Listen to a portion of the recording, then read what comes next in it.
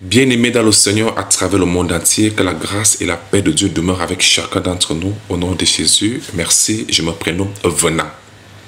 Toujours avec Dieu m'ont posé sur le cœur que je me effectue avec vous le partage de la parole de Dieu sur la suite du thème que nous avons introduit dernièrement, à savoir bien connaître et comprendre la Bible tout en ressortant le résumé de chaque livre de la Bible. Chemin faisant, nous sommes arrivés maintenant dans les épîtres de Jean. Là où on parle de 1 Jean, 2 Jean, 3 Jean. C'est-à-dire, première lettre de Jean, deuxième lettre de Jean, troisième lettre de Jean. Ce qu'on appelle épître. Pourquoi? Parce qu'en ce temps-là, il n'existait pas encore la haute technologie que nous avons aujourd'hui. Donc les communications à distance se faisaient par des lettres via des épîtres. Est-ce que c'est bon? Alors, aujourd'hui, nous allons voir le livre de 1 Jean, 2 Jean, 3 Jean, et même finir avec le livre de Jude. Question, qui est même Jean? Et de quoi est-ce qu'il parle dans son livre? Parce qu'il faudrait quand même que vous ayez au moins une idée de quoi est-ce qu'il s'agit. Jean fait partie des disciples du Seigneur Jésus-Christ qui était tellement rapproché à sa personne, c'est bien qu'il est appelé le disciple le plus aimé. Ce n'est pas à dire que Jésus-Christ faisait la distinction, c'est juste pour montrer qu'il était tellement rapproché du Seigneur. Est-ce que c'est bon? Ce Jean, en réalité, c'est le même qui a écrit le livre de Jean, de Matthieu, Marc, Luc et Jean là. C'est lui qui a écrit ce livre-là. C'est le même qui va écrire les 3 lettres-ci. Et c'est lui également qui va écrire le livre d'Apocalypse. C'est le même Jean.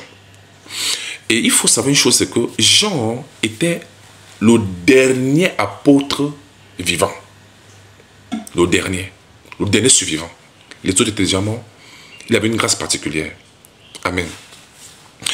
Alors, Jean, quand il écrit dans sa première lettre ici, il faut déjà comprendre une chose, c'est que 1 Jean, 2 Jean, 3 Jean, le message, n'est-ce pas? Je vous avais déjà dit que toutes les épîtres parlent de la révélation de Jésus, n'est-ce pas? C'est de ça qu'il s'agit. Et maintenant, Jean ici va mettre l'accent sur l'amour. L'amour que Dieu a témoigné à notre endroit. Comment Dieu nous a véritablement aimés. N'est-ce pas? C'est ce qu'il annonçait déjà dans Jean 3,16, dans son premier livre. Que Dieu a tant aimé le monde. Il manifestait l'amour de Dieu. Il démontrait l'amour de Dieu aux hommes. Dans ces épîtres ici, il va revenir sur la même chose, en montrant clairement que Dieu nous a réellement aimés. Si bien que il nous a pardonné nos péchés. Il nous a appelés à être ses enfants, ce qui est un privilège. Vous pouvez voir cela dans Jean 3, le verset 1 et 2. Que Dieu qui est créateur a fait de nous ses enfants, c'est-à-dire ses héritiers. Il dit que c'est un amour, regardez, un amour que Dieu témoigne de ce qu'il a fait de nous ses enfants. Ça c'est Jean 3, le verset 1. Donc, montrer ici, ça c'est 1 Jean 3, le verset 1. Montrer ici que Jean montre la grandeur de l'amour de Dieu pour nous. C'est une grâce. Amen. Et non seulement cela, Jean montre ici que nous devons aussi témoigner de cet amour envers Dieu. Nous devons aussi aimer Dieu de tout notre cœur. Et aimer aussi les frères et sœurs dans le Seigneur. Donc le signe majeur qui montre qu'on est véritablement affaire de Dieu, ce n'est pas d'abord par la langue, c'est pas une affaire de par la langue. C'est une affaire d'amour. C'est ça qui est le fruit de l'esprit. Paul l'a témoigné dans Galates 5, verset 22. Amen. Donc l'amour est le fondement. Même tous les apôtres ont témoigné ça dans leurs épîtres. Donc Jean, le sujet principal c'est l'amour. Et qu'est-ce qu'il dit? Il dit dans 1 Jean 4, verset 8, que celui qui n'aime pas n'a pas connu Dieu, car Dieu est amour. Donc il révèle ici, il décrit ici que l'amour cela c'est Dieu. C'est notre Seigneur lui-même. Donc voilà. Voilà l'amour. Celui qui a Christ a l'amour. Celui qui est en Christ est dans l'amour. Par conséquent, reflète donc la gloire de l'amour. Voilà ce qui caractérise les vrais enfants de Dieu. Amen. Et ici, Jean fait non seulement il exhorte les gens à marcher dans l'amour de Dieu et dans l'amour avec son prochain, avec ses frères et sœurs dans le Seigneur. Ah oui. Aussi, Jean met en garde, il met en garde contre, voyez-vous, l'amour pour le monde. Il dit, n'aimez point le monde, ni les choses qui sont dans le monde. Celui qui aime le monde, l'amour du Père n'est pas en lui. Car tout ce qu'il y a dans le monde, la convoitise des yeux, la convoitise de la chair et tout ça, l'orgueil de la vie, tout ça ne vient pas de Dieu, mais ça vient du monde. C'est exactement ce que Paul disait. N'est-ce pas? Même Jacques l'a aussi dit, dans Jacques 4,4. Celui qui veut être ami du monde sera ennemi de Dieu. Donc tous les apôtres avaient compris, avaient beaucoup parlé de l'amour. Très important. Et Jean fait de ça l'objet principal même de ses épîtres, en exhortant les bien-aimés frères et sœurs à marcher dans l'amour. C'est très clair, n'est-ce pas? Et quand Jean écrit, il écrit à 3 catégories de personnes en Jésus. Il parle aux enfants, petits-enfants, il s'adresse aux jeunes, il s'adresse aussi aux pères dans la foi. Comment connaître la différence? Ça, c'est l'objet de notre enseignement. Aujourd'hui, je vous sors juste le résumé. Voilà pourquoi travailler sur ces épîtres, ça sera l'objet de notre travail de tous les jours. Amen. Parce qu'il faut bien comprendre les profondeurs. Mais là, je vous sors juste un résumé pour que vous ayez une idée de quoi est-ce que Jean parlait dans ses épîtres. Amen. Le résumé de chaque livre de la Bible. Amen. Ces mêmes gens révèlent aussi que le Dieu qui nous a aimés a témoigné du fait qu'il nous a donné la vie éternelle. C'est là où il dit clairement que, 1 Jean chapitre 5, 11 à 13, il fait clairement comprendre que cette vie éternelle dont les gens parlent là, nous l'avons déjà reçue en Jésus-Christ. Car Christ est lui-même cette vie éternelle. Tu as Christ, tu as la vie éternelle. Gloire à Dieu. Gloire à Dieu. Donc, Jean avait été suffisamment clair dans ses épîtres. Amen. Il était tellement clair dans ses épîtres et il encourageait, comme je l'ai dit, les bien-aimés à marcher dans l'amour, à ne point aimer le monde et à se préserver soi-même. Il le dit très bien dans 1 Jean chapitre 5. Vous allez lire cela très clairement.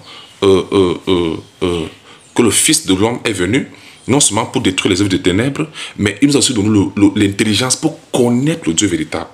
1 Jean 5, le verset 20. Il décrit ici l'identité du Seigneur. Qui est réellement le Seigneur? Amen. Il dit dans 1 Jean 5, le verset 20, permettez-moi de vous lire la version semaine, il dit, mais nous savons aussi que le Fils de Dieu est venu et qu'il nous a donné l'intelligence pour que nous connaissions le Dieu véritable. Ainsi, nous appartenons au Dieu véritable par notre union à son Fils Jésus-Christ. Ce Fils est lui-même le Dieu véritable et la vie éternelle. Donc, il confirme la divinité de Jésus-Christ. Si les apôtres qui ont marché avec Jésus-Christ confirment la divinité de Jésus-Christ, exactement comme les prophètes l'avaient confirmé, pourquoi la génération s'oppose à ceux-là qui ont vu même Jésus, qui ont confirmé Jésus? Vous voyez que c'est la génération C qui n'a jamais vu Jésus. Ça veut dire que c'est la génération C qui est dans l'erreur totale. Ne suivez pas les hommes. Suivez Dieu. Suivez la parole de Dieu. Suivez ceux qui ont témoigné, ceux qui ont vu Jésus. C'est qu'ils ont dit, confirmons, suivons ce que Dieu dit dans sa parole. Et non ces gens qui n'ont rien vu, qui ne connaissent même rien de Dieu. Amen. Ce Fils est lui-même le Dieu véritable, la vie éternelle. C'est que tous les apôtres savaient que Jésus-Christ est bien le grand Dieu des cieux, manifestant, devenu homme pour sauver l'humanité. C'est lui-là. Même Thomas dit, mon sauveur et mon Dieu. Il a appelé Jésus-Christ son Dieu, avec grandeur. Donc ne blaguez pas la divinité de Jésus-Christ, ce n'est pas la blague. Amen. Donc il est en même temps Fils de Dieu, en même temps Dieu, parce que Dieu est bel et bien tout puissant. Il peut être tout ce qu'il veut, à n'importe quel moment, au même moment, comme il veut. Rien de lui est impossible. Est-ce que c'est très clair? Alors, Jean aussi, dans ses épîtres, continue aussi il a écrit une deuxième épître, une deuxième lettre. Mais cette fois-ci, il s'adressait à une femme qu'on appelait Kyria, avec ses enfants qui étaient dans le Seigneur. Il les encourageait à marcher à la voie de Dieu et il mettait l'accent sur les antichrists. Bien aimé, regardez tous les écrits des apôtres, ils mettaient beaucoup l'accent sur les antichrists. Vous connaissez les antichrists? Quand j'étais enfant, je ne connaissais pas encore la parole de Dieu. Je me disais que les antichrists sont les démons des enfers. Mais en réalité, quand j'ai lu la parole de Dieu, je me suis rendu compte que, en faisant la parole de Dieu, que les antichrists, c'est tout ce qui s'oppose à l'identité de Christ d'abord, et puis à ce que Christ a fait. Tous ceux qui ne reconnaissent pas qui est réellement Jésus, Dieu devenu homme, ça c'est être contre, et ça c'est être antichrist. Antichrist, c'est être contre l'identité de Christ et puis contre ce que Christ a fait. Si on est pour ce que Christ a fait, mais être contre ce que Christ est, on fait toujours partie des antichrists. Désolé, c'est le cas. Parce que vous ne pouvez pas accepter quelqu'un, vous ne pouvez pas accepter quelqu'un qui honore ce que vous faites, mais renie ce que vous êtes. Ça, c'est vous renier en bloc. Attention. Donc, Jean parlait à Kyria et à ses enfants de demeurer dans la foi, de demeurer dans le Seigneur. Et il les appréciait, les encourageait, et les mettait en garde contre ces antichrists, justement. Et il leur disait que toute personne qui ne reconnaît pas que Jésus-Christ est venu en chair, que Jésus-Christ est devenu un homme, c'est l'antéchrist. Ça, c'est 2 Jean 1, le verset 7. Il écrivait à Kyria, à ses enfants, à tous ceux qui sont dans le Seigneur, en fait. Amen.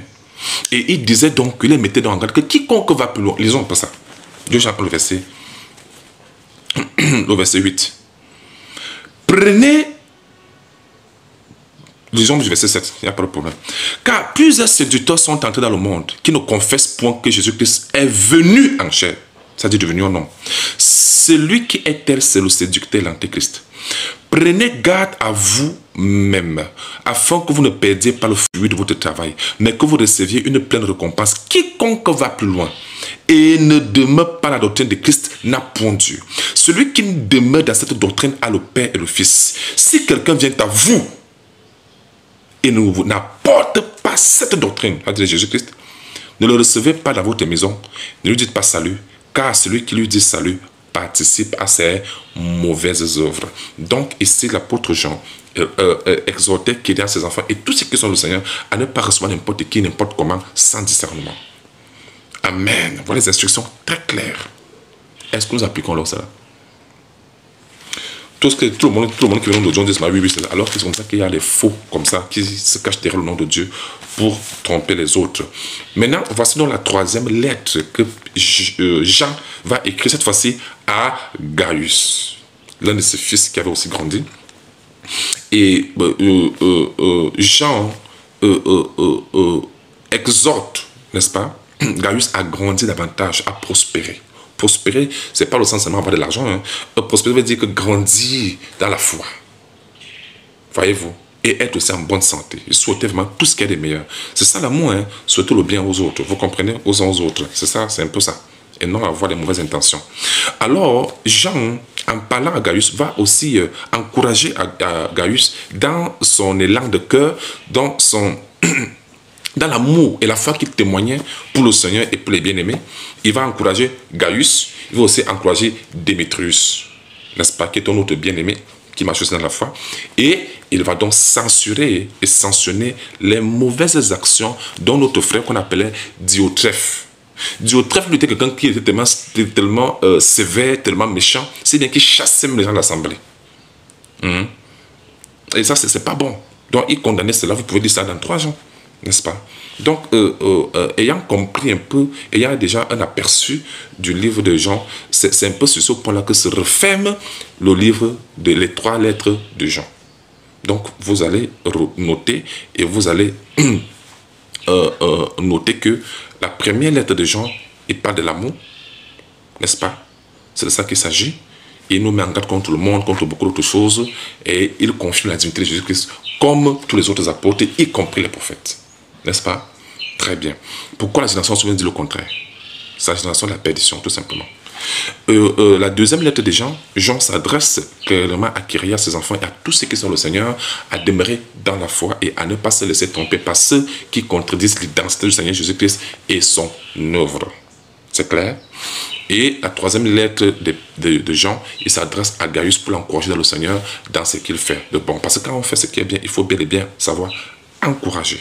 Amen. Et condamner ou alors faire la remarque sur ce qui n'est pas correct. Donc, voilà un peu, c'est sur ça que se referme donc l'épître de Jean. Maintenant, je vais finir donc avec l'épître de Jude. Qui est Jude? Les gens ne savent même pas qui est Jude. Est-ce que vous savez que Jude était le 4e fils de Marie, que Marie avait eu avec Joseph? Matthieu 13, 55 est clair. Jacques, je vous avais montré, Jacques est le premier fils que Marie avait eu avec Joseph. Et Jude est le 4e fils. Donc, les enfants de Marie ont bel et bien suivi Jésus-Christ et sont devenus les ministres de la parole, les ministres du Seigneur, les grands serviteurs du Seigneur. Amen. C'est clair? Très bien. Alors, de quoi est-ce que Jude parle? Maintenant, vous connaissez à qui est Jude. Maintenant, de quoi est-ce que Jude parle dans ses épîtres? Déjà, il faut déjà savoir qu'il y avait déjà un phénomène, c'est qu'il y avait tellement de faux docteurs, de faux prophètes, de faux qui venaient enseigner la parole de Dieu, que ce n'était pas de Dieu. Il mettait toujours en garde au peuple de Dieu par rapport à ces personnes-là. Amen. Et il a montré justement que la plupart, je dis bien parce que d'autres le font par ignorance, mais d'autres le font parce que, en fait, ils sont de la condamnation, ils sont prédestinés pour la condamnation. Voyez-vous? C'est ça. Et c'est deux dons que Jude met l'accent ici. Que la plupart de ceux qui enseignent des fausses doctrines, ce sont des personnes dont la condamnation est déjà écrite dès longtemps, avant la fondation du monde. Ah oui, Jude le dit dans ses épîtres. Et il encourage les bien-aimés à demeurer dans la même foi qui a été transmise à tous les saints. La même foi en Christ. Amen. Et mettre en garde, c'est ça aussi. Bien-aimés, vous ne pouvez pas grandir dans le Seigneur sans discernement. Et quand vous lisez les épîtres, ils mettaient beaucoup l'accent. Non seulement sur le Seigneur, sur la foi en Christ, mais aussi les avertissaient beaucoup. Laissez que la parole de Dieu vous avertisse. Donc les avertissements qui avaient été donnés aux véritables enfants de Dieu en ce temps-là, ces avertissements sont encore valables aujourd'hui parce qu'il n'y a rien de nouveau sous le soleil. Amen. Ça il y a un pire aujourd'hui. Mais les gens grandissent aujourd'hui sans discernement. Ce n'est pas correct. Vous devez avoir le discernement. Amen. Imprégnez-vous toujours de la vérité.